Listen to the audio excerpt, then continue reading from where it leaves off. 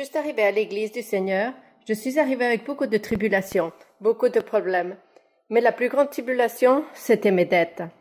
Et le Seigneur m'a dit en prophétie d'arrêter de m'endetter. Mais je ne comprenais pas. J'étais ignorante sur ce sujet, car j'étais à peine arrivée sur ces chemins. Et j'ai malheureusement contracté de plus en plus de dettes au point de perdre tous mes biens, tout ce que j'avais acheté. Me voyant dans cette situation, je me suis agenouillée, je demandai pardon au Seigneur. Je lui ai dit, s'il te plaît, si c'est toi qui m'as amené dans ton église pour te connaître, alors aide-moi à sortir de toute cette situation. Et c'est ainsi que le Seigneur m'a ouvert une porte de travail et m'a permis de rembourser chacune de mes dettes. Ensuite, dans une autre prophétie, le Seigneur m'a dit de ne pas m'inquiéter pour tous ces biens perdus, car il me les rendrait à nouveau. Aujourd'hui, frères et sœurs, je remercie énormément Dieu pour cette situation qu'il m'a permis de vivre, car elle m'a appris l'obéissance et à quel point nous devons obéir à ce que le Seigneur nous dit. Maintenant, je me sens très heureuse car le Seigneur pourvoit à tout. Je n'ai plus jamais manqué de rien depuis. Il a tout pourvu et multiplié. Chaque sou qui arrive entre mes mains, je dis « Merci Seigneur, car c'est toi qui me donnes tout ». Frères et sœurs, je suis très heureuse de cette nouvelle vie que le Seigneur m'a donnée et je témoigne de tout cela pour donner la gloire, l'honneur et la louange à mon Seigneur. Je vais témoigner et glorifier le nom de notre Seigneur. Il y a 10 ans, je suis venu à cette église, j'avais 12 ans. Ce qui m'a le plus impressionné lorsque je suis arrivé pour la première fois, c'est que dans sa sainte prophétie, Dieu me disait qu'il allait me donner une nouvelle vie, qu'il allait changer ma vie. Je me demandais alors, comment Dieu va me changer la vie? C'est ainsi, frères et sœurs, j'avais une maladie rénale chronique et j'ai eu un rendez-vous médical avec une néphrologue et les résultats des examens étaient négatifs et la docteure m'a fait savoir que je devais réaliser une dialyse ou une greffe. Moi et ma famille, nous avons tous commencé à prier et je me rappelais de la prophétie du Seigneur. C'est ainsi, frères et sœurs, que j'ai commencé à suivre un protocole de pré-greffe 2 mois après avoir écouté la prophétie. 20 jours après, on m'appelle de l'hôpital Saint-Vincent de Paul à Medellín pour me dire qu'ils avaient l'organe.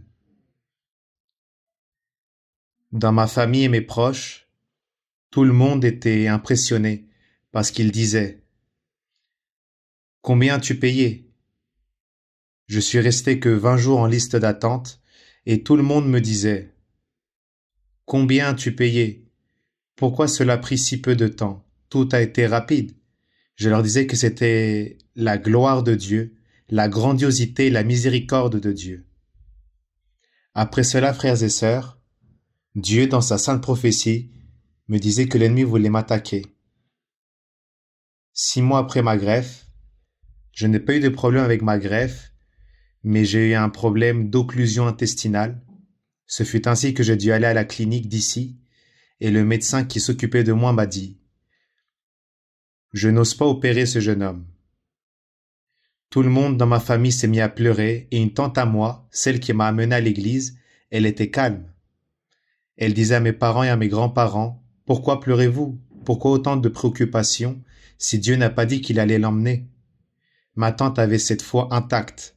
Et c'est ainsi, frères et sœurs, qu'on a dû me transférer en ambulance à Medellín durant ces 10 heures pendant lesquelles j'avais mon occlusion intestinale avec une hémorragie dans mon intestin. Et pour l'honneur et la gloire de Dieu, les médecins, quand ils m'ont ouvert l'abdomen, se sont rendus compte et ne comprenaient pas comment j'avais pu arriver vivant, avec mon intestin qui saignait complètement.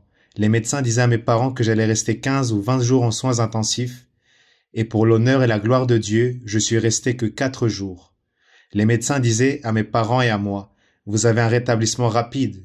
Nous voyons cela que très peu de fois, voire pratiquement jamais. » Et c'est ainsi, frères et sœurs, tout cela je le témoigne pour glorifier le nom de notre Seigneur.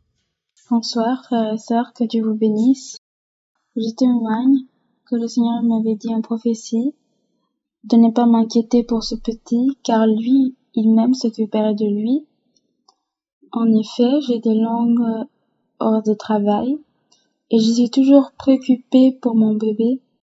Il a 1 an et je dois le laisser quand je pars travailler. Il y a 1 semaine, un essaim d'abeilles est rentré dans la tour où j'habite. Les gens ont commencé à fermer leurs fenêtres, mais le père de mon fils, qui le gardait ce jour-là, s'est endormi. Mon enfant est resté juste à côté d'une des fenêtres. Ces fenêtres sont immenses, 2 fois plus grandes qu'une porte, et celle-ci était complètement ouverte. Un grand nombre de guêpes sont alors entrées. Elles heurtaient le ventilateur et tombaient juste sur le pied de mon fils. Le père m'a envoyé une vidéo où il y avait énormément et c'était incroyable. Et pourtant Dieu n'a pas permis qu'aucune d'elles ne le touche. Je rends ce témoignage pour glorifier le nom du Seigneur.